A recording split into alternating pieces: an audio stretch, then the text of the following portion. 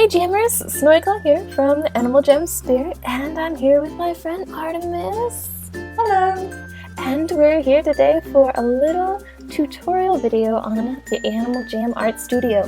So this is a trial video. You guys should let us know if we should continue with these, but we've gotten so many questions on different styles in the studio, so we thought we might as well make a little tutorial series, and if you enjoy, we will continue making them. Make sure you guys tell us what specifically you want us to maybe help you with, like tips and tricks to help improve in the art studio.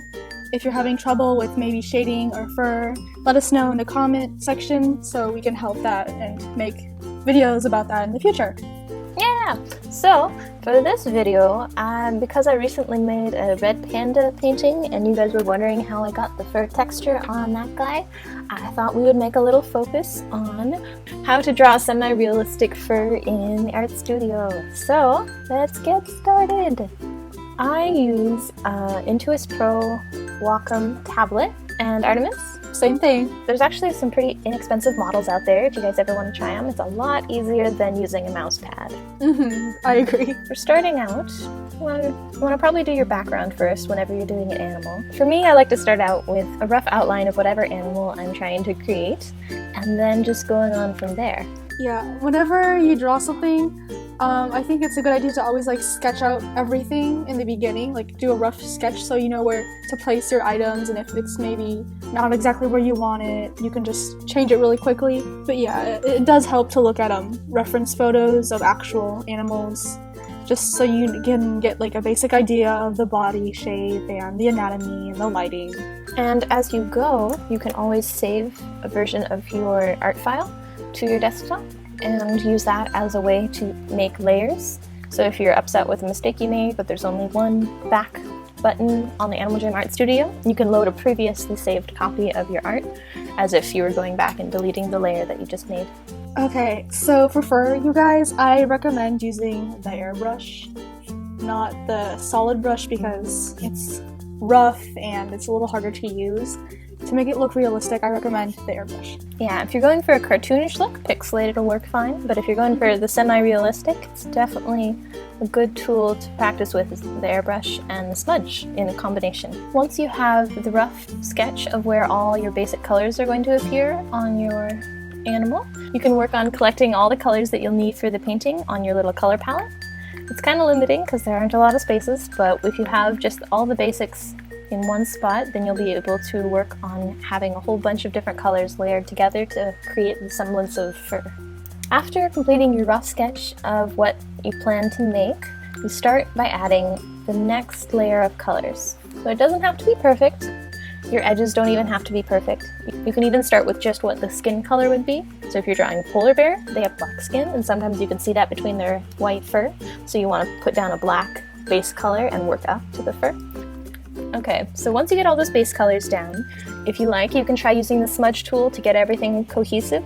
A lot of times if the animal has a gradient to it, kind of like the red panda that I drew, how it had colors that would blend into each other, blend tool is really good for that. The next step is working into the finer details. To get that mottled fur appearance, it's really good to just spend a ton of time using the airbrush. Right? Basically.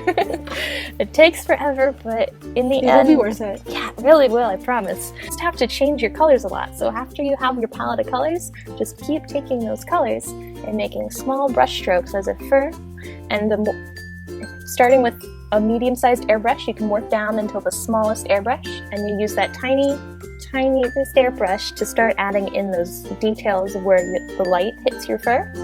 And that can help with making an outline on the edges of where the fur ripples along the coat of the animal. It's just getting that light and where it hits the fur, and that can create your highlights. Do you have anything you want to add to it? Not really. You basically spoke my mind. For when you want to shade something, make sure you know where your light source is, so you know where to correctly put the darker shadows on your subject. Like, for instance, if you had maybe a sphere on the center of your screen and the light was on the top, then you would shade the bottom of the sphere. So same thing goes with when you shade animals. So jammers, that concludes our art tutorial. Let us know if you enjoyed it and what you would like to see next, if anything. The most exciting part, however, is that you guys will now get your chance to try your paw at it. So you have a 2-week limit to submit your art to the contest. The prizes are an Animal Jam artist plaque and a long black spiked collar. You can either submit to my mailbox or to the Instagram tag #AJMasterpieceTutorials.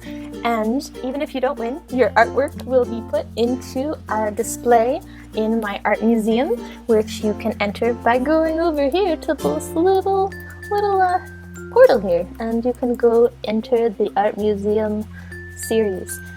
So yeah, guys, thank you for watching. I really hope you found this video helpful, but don't forget to mention in the comments section if you want more videos like this and what kind of tips and tutorials you want to see in the future, and we will make sure to have that happen. Yeah, looking forward to see your artwork. And meanwhile, you should also stop by Artemis's channel. She does some really cool speed paints and all that. But until then, hope to see you in Jama, and happy jamming!